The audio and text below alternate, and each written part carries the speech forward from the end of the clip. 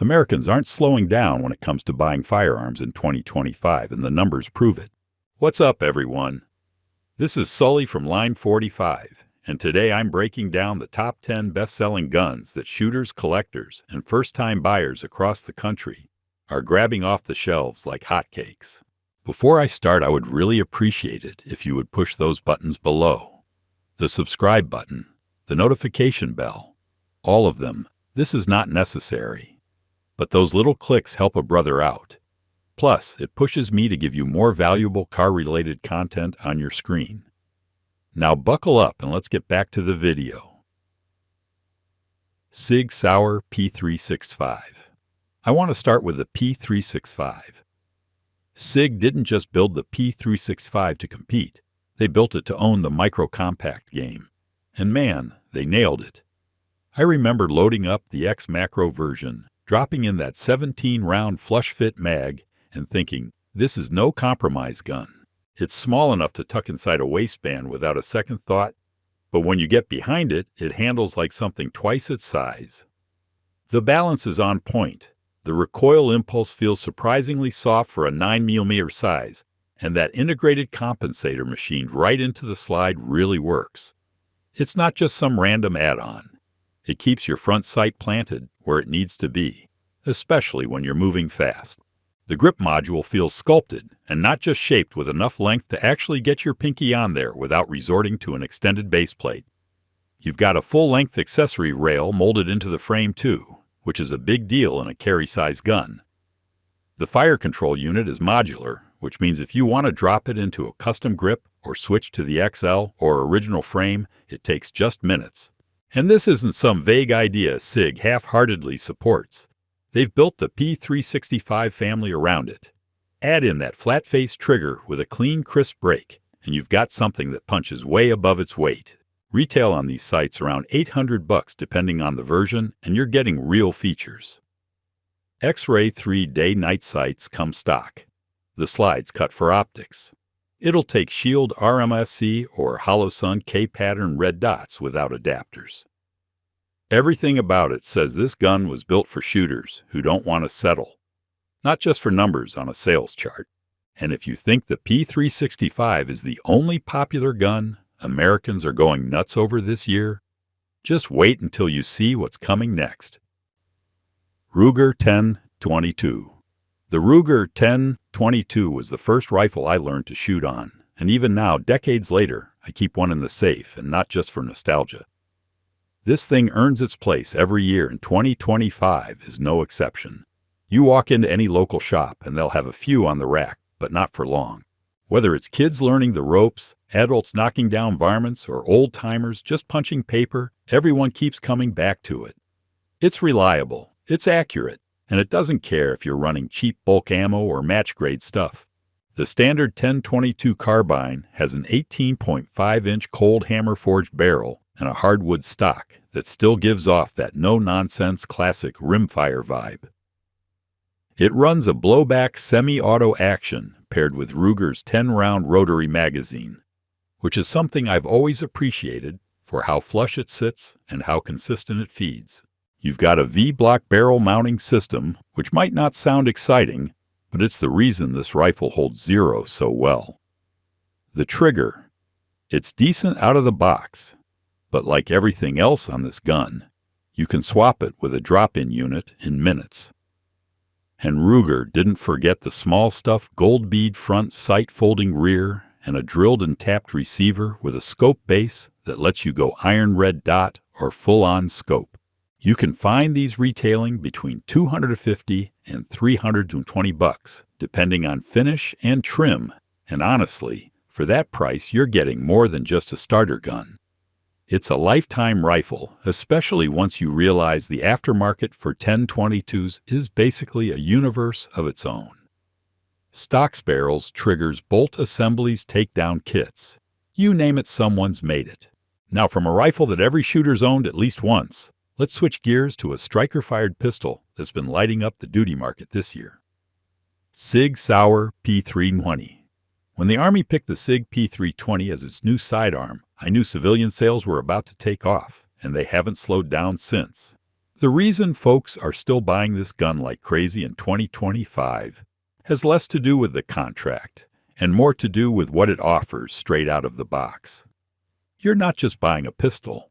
You're buying a chassis system that lets you swap grip modules, calibers, barrel lengths, and slides without needing an FFL for each configuration. That stainless fire control unit is the serialized core, and once you've got that, the platform becomes fully customizable. My first P320 was the compact model. It came with a 3.9-inch carbon steel barrel polymer grip module with a medium profile and Sig's curved trigger that breaks crisp around 6 pounds. I upgraded to an X-Carry grip frame later and mounted a Sig Romeo 1 PRO on the optic-ready slide, which fits snugly with factory-cut plates. The slide itself is stainless nitron-coated and glides cleanly on the rails. The takedown lever is one of the most straightforward designs I've handled. No need to pull the trigger, no nonsense. Safety's built into the internals, and everything feels locked and tight, even after a few thousand rounds. You'll find models like the P320 M18 or X Compact on shelves anywhere between $550 to $800, depending on options. The M18, modeled after the military's configuration, includes manual safety night sights and optics cut straight from the factory. On the higher end, the AXG and Legion models step things up with all-metal frames and tungsten-infused internals for better recoil control. But no matter the trim, the modularity stays the same. From a duty pistol you can tailor down to a competition rig or carry gun. The P320's flexibility is unmatched, and that's exactly why buyers keep stacking them in their safes. Up next is a compact striker-fired pistol that's proving that boring doesn't mean zero sales. Glock 19, Gen 5. I've carried a lot of guns over the years, but when I need something that just works every single time, I keep circling back to the Glock 19. You could say it's the Toyota Tacoma of handguns. No frills, no fuss, but built like a tank, and trusted by everyone from first-time carriers to guys running high round count classes. In 2025, it's still one of the top sellers in America, and the Gen 5 version is the one making the rounds. This isn't just some recycled platform either. Glock tweaked the internals and the ergonomics where it mattered. The Gen 5 G19 runs a 4.02-inch Glock Marksman barrel with a recessed crown and enhanced rifling, which helps tighten groups even with basic ball ammo. They ditched the finger grooves on the grip, and the frame now comes with a flared mag well that makes reloads quicker under stress. You also get ambidextrous slide-stop levers so southpaws finally get equal treatment. The slide is finished in Glock's proprietary NDLC coating. It's slick, durable, and shrugs off rust and holster wear like it's nothing. The standard setup runs with a 15-round mag, but you can load up to 33 rounds using factory options. The safe action trigger system hasn't changed. It's that familiar 3-stage setup with the trigger safety firing pin block and drop safety. Simple and reliable. MOS models come ready for optics, and you can also get variants with factory-installed Ameriglow night sights if irons are more your speed. Price-wise, you're looking at $540 to $650 depending on the variant. And while it's not flashy, it's a workhorse that just runs no matter what you feed it or how rough you treat it. That kind of trust isn't something you can fake, and shooters across the country know it. Now, from a striker-fired classic built on pure reliability, let's move into a gun with the American badge on it. Ruger American Pistol. Ruger doesn't chase trends. They build tools that work, and the American Pistol is a perfect example of that no-nonsense, function-first approach. I picked one up out of curiosity years ago, and after thousands of rounds and more than a few other guns traded or sold, that Ruger is still in my range bag. In 2025, folks are catching on because the thing just runs. It's built like it was made to get dirty, take a beating, and still hold tight groups every time you press the trigger. The full-size model gives you a 4.2-inch stainless steel barrel housed in a machined stainless steel slide. The internals ride on a steel chassis embedded in a rigid glass-filled nylon frame, and it all comes together with the kind of balance you only notice when drawing, firing, and holstering feel like second nature. The grip modules are swappable, which lets you tailor the fit without digging into aftermarket upgrades. It's one of the few striker-fired pistols that gives that kind of flexibility without asking for a higher price tag. The trigger surprised me not by being overly light, but by being consistent. Short, take-up clean break, and a positive reset that's easy to feel under stress. Ruger put Novak low-mount carry sights on top, and those steel 3-dot sights are snag-free, but still easy to track, even when running drills off the draw. Controls are ambidextrous out of the box, and the accessory rail up front has no trouble supporting a full-size light, like a Streamlight TLR1. Retail sits between $480 and $520, which is wild considering how much gun you're getting. It doesn't chase modularity like the P320, but for a no-compromise duty pistol that feels planted and reliable in the hand, the Ruger American stands on its own. Ruger American Rifle. I was standing in the back of a feed store out in western Kansas a while back, and right by the register was a rack full of Ruger American rifles. A rancher ahead of me didn't think twice. I grabbed one and .243 box of ammo done deal. That moment sums up exactly why this rifle keeps selling in 2025. It's built for real-world use. No frills, no fancy finishes, just a straight-up reliable bolt action that shoots better than it should for the money.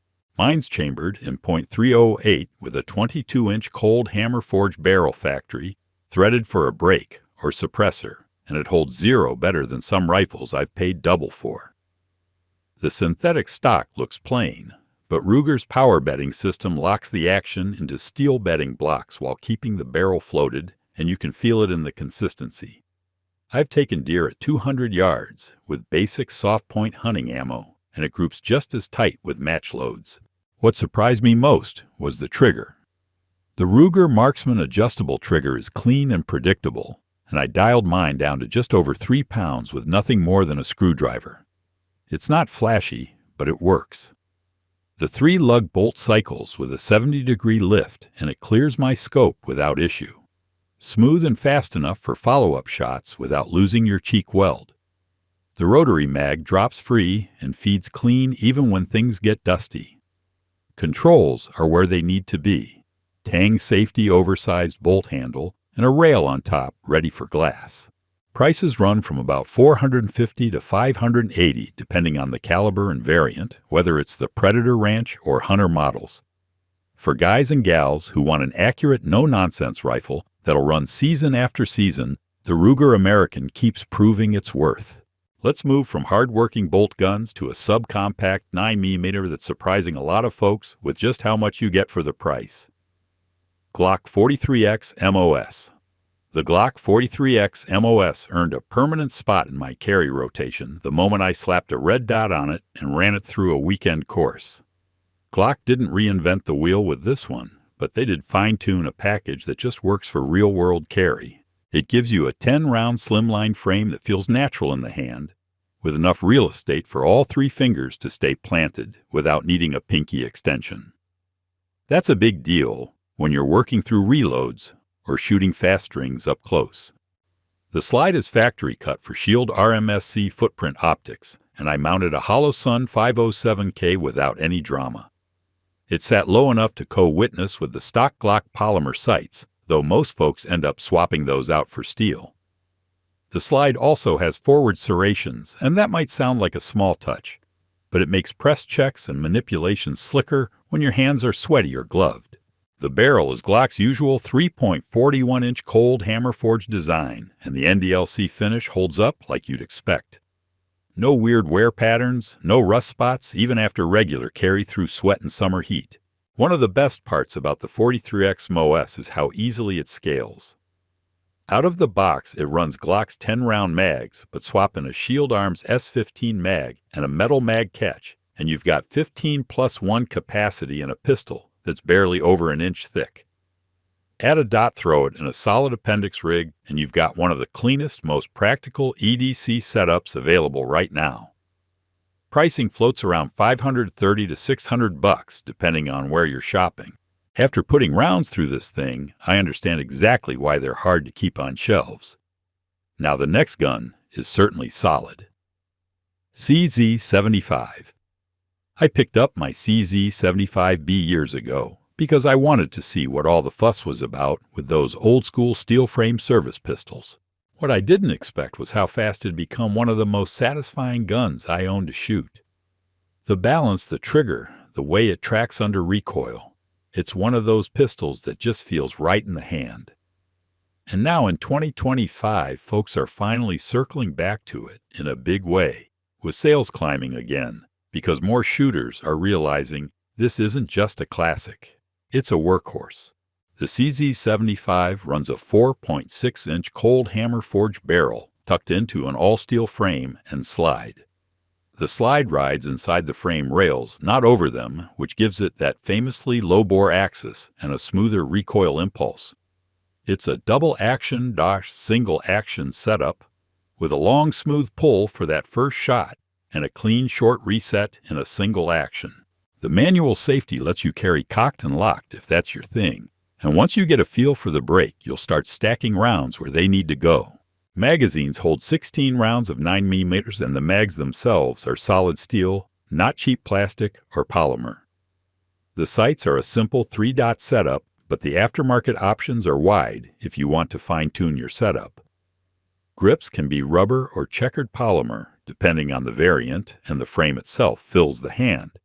In a way most polymer guns just don't. And for what you're getting, it's worth every bit of its price. Now from this all-metal European classic, let's talk about a lever gun that's finding its way back into the spotlight with hunters and brush shooters across the country. Marlin Model 1895. I've always had a soft spot for lever guns, but when Ruger brought the Marlin 1895 back, they didn't just revive it. They refined it. I took the 1895 SBL chambered in 4570 into the hills last fall, and let me tell you, it handles like a modern tool built with old-school toughness. The action cycle's clean and tight. No slop, no rattle, just a smooth stroke and solid lockup that feels ready for work. This isn't the rough post-buyout Marlin some folks remember. Ruger's machining cleaned that all up.